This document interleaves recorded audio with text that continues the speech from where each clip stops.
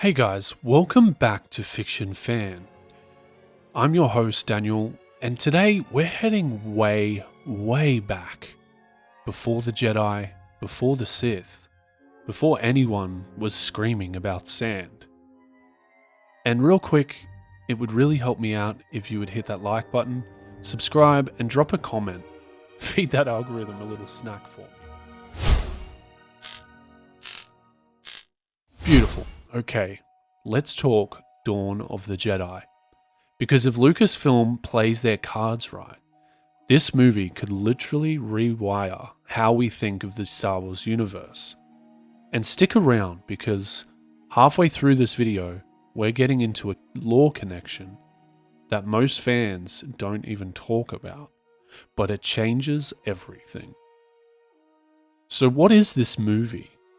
James Mangold is stepping into Star Wars with a story set 25,000 years before the Skywalker saga. This is ancient history level stuff. Myth before myth. This isn't the era of the polished Jedi lightsabers we see today, or space politics.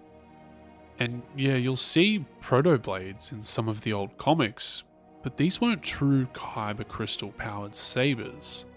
These were Force sabers, created by the Rakata. This is that raw, early Force era, a time before the Jedi shaped it into the traditions that we see today.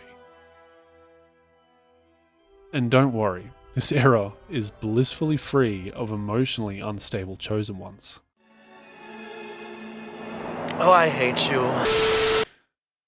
The Dawn of the Jedi era is basically Star Wars' creation story, where the Force is wild and people barely understand it. And the galaxy is still trying to figure out how to not accidentally explode itself.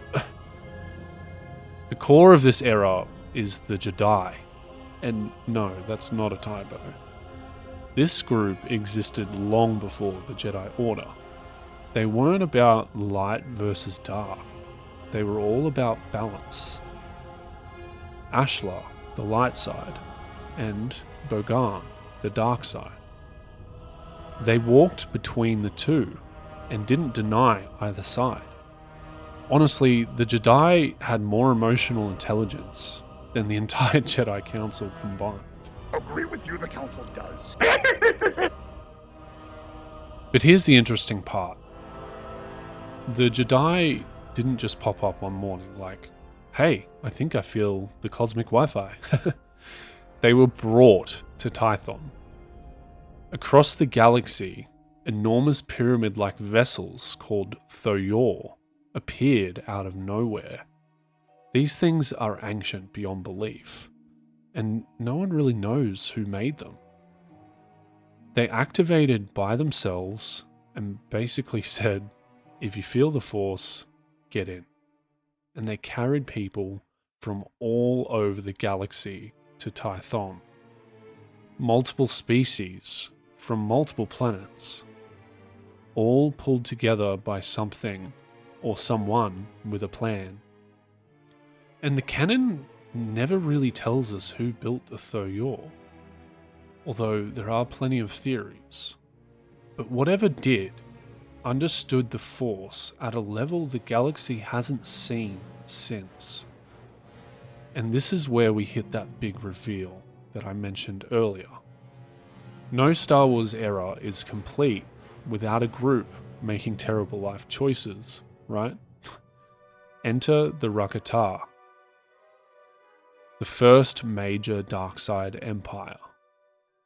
These guys didn't invent starships powered by fuel. They used the Force. Their entire civilization was built on bending the Force into technology. They were active during this exact era, which means Dawn of the Jedi has the perfect built-in villain arc if Mangold wants it. A clash between early balance seekers and the first real dark-side conquerors. That's peak ancient Star Wars energy. So Furthermore on the thing I teased, the Tho Yor, the Jedi, the ancient temples, might not be the true beginning of the story. Because there's another theory that's been floating around for quite some time. And honestly, I'm fully on board with it. The theory is that the Tho Yor might actually be connected to the Zeffo. You heard me right. The ancient Force-sensitive culture that we met in Jedi Fallen Order. Just take a look at the parallels. They had an obsession with balance. We saw massive monolithic architecture and Force-infused structures throughout the games, as well as statues carved like gods, and entire civilizations disappearing without a trace. Even if Mangold doesn't go all in on this idea, it is way too clean to ignore. The movie could finally bridge the Zeffo, the Jedi, the early Jedi, and even the Mortis Gods. So this isn't just lore, this is the skeleton key to the Force's entire origin story. Long before the Jedi coded themselves into a corner, before the Sith decided anger management was optional,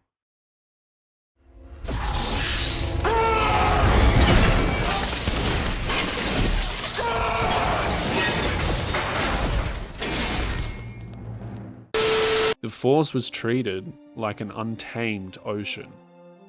It was wild, living, and unpredictable. It was something that the Jedi respected, not something that they tried to master. That's what the Jedi understood.